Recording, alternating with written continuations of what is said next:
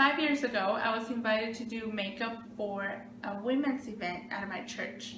I was asked to do makeup for 3 women, Carly, Valerie, and Tina.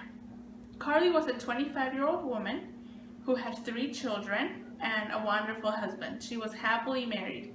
She had everything that she always dreamed of, children.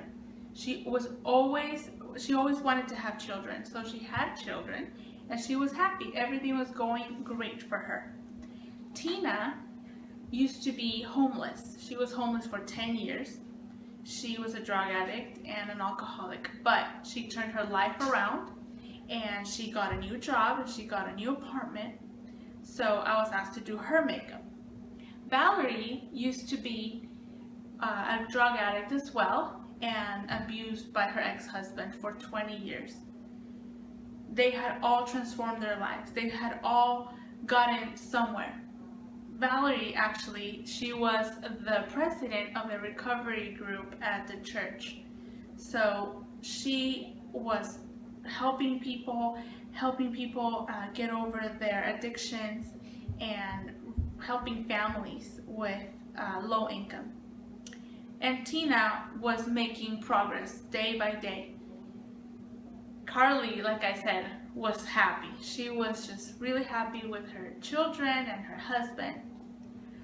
But when I got there and when I started doing their makeup, they all complained about the way they looked. They weren't happy about the way they looked. They weren't happy with their skin. They weren't happy with the bags under their eyes. They weren't happy with a lot of things that they had physically. So I started doing their makeup and I started complimenting them. As I complimented them, they would change their posture.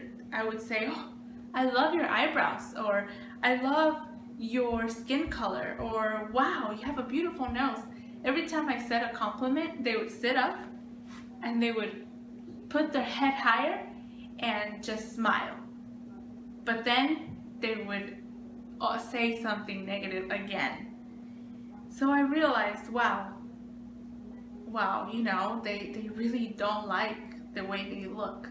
When I finally finished their makeup and I gave them the mirror and they looked at themselves, they all made the same reaction. They were like, "Wow, I didn't know I had eyelashes." Or Tina said, "Wow, my eyes are light brown. I didn't know my eyes were so pretty. I don't really wear makeup on a regular basis and I look so pretty." And they were so excited about what they looked like. By the way, neither of them had ever gotten their makeup done in their lives. So I was really happy with the work that I had done, but at the same time, I felt sad because I knew that they were all in a place in their lives of happiness, of accomplishment, of transformation. They had gone through a lot to get there. They had done a lot to get what they had at that time in their life. And even though they had everything they wanted, they weren't happy about what they looked like. When I got close to them to do their makeup and to see their imperfections, they were so insecure. And I knew they had an inner beauty like no other because of everything that they had gone through, everything that they have done with their lives, all the accomplishments. That is beauty. That is beautiful. And that's what I want to talk to you about today. Your inner beauty.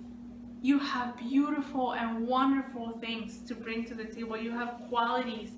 You have traits that you can offer to make a difference in this life, to make a difference in this world that everybody needs.